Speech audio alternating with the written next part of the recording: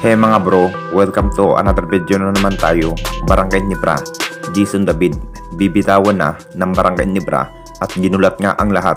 Yan mga bro, pagkatapos mong isubscribe ang ating video, i-click ang notification bell para lagi kang updated sa ating sports balita. Una natin pag-usapan mga bro, so alam naman nating lahat na isa rin ang veterans player na si Jason David mga bro na hindi nga makapaglaro sa loob ng basketball court.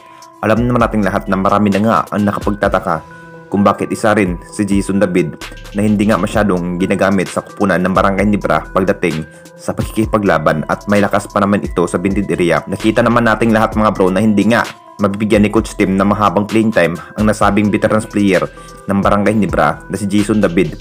Kung bibitawan na nga ba ito sa kupunan ng Barangay Nibra kapalit nga ng bagong player na si Chris Newsome mga bro. Kung tutuusin mga bro, sulit pa rin kung bibitawan na nga ba ito si Jason David kapalit nga kay Chris Newsome. Ito na nga ba ang pagkakataon ng Barangay Nibra na makuha nga ng bagong player katulad nga ang nasabing guard ng Meralco ay walang iba kundi si Chris Newsome mga bro.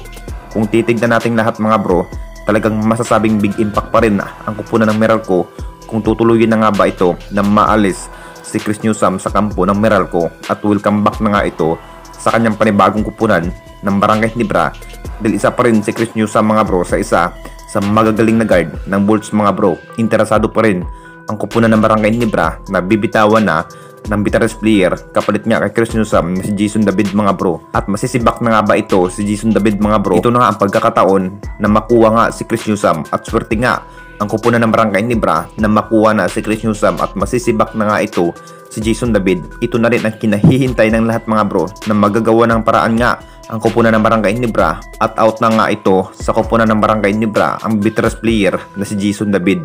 At kabilang banda na naman tayo mga bro, Jeremiah Gray may pangako sa lahat. Ito na nga ang kinahihintay ng lahat mga bro na makapaglaro ulit nga. Ang isa pang gunner ni Coach Tim ay walang iba kundi si Jeremiah Gray matapos sa kanyang pagkaka-injury last PBA on tour. Talagang hindi na nga ito nakapaglaro pa dahil may inindang guto injury na nga ito sa tuhod. Talagang inamin pa nga ang nasabing gunner na si Jeremiah Gray mga idol bago pa lamang nagsisimula sa ating liga at hindi pa rin makapaglaro sadyang nagre-recover pa lang ang kanyang natamong injury sa kanyang tuhod.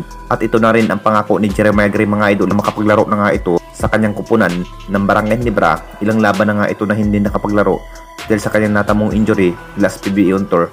At final decision na nga ni Jeremiah Gray mga idol sa lahat na makapaglaro na nga ito laban nga sa ibang kupunan. Talagang sabik na rin ang lahat mga bro na makita nga ang tunay na line-up ang kupunan ng Barangay Nibra at mas maganda pa nga yan na may Maverick Amis pa nga at dalawang gunner na nga ang kupunan ni Coach Tim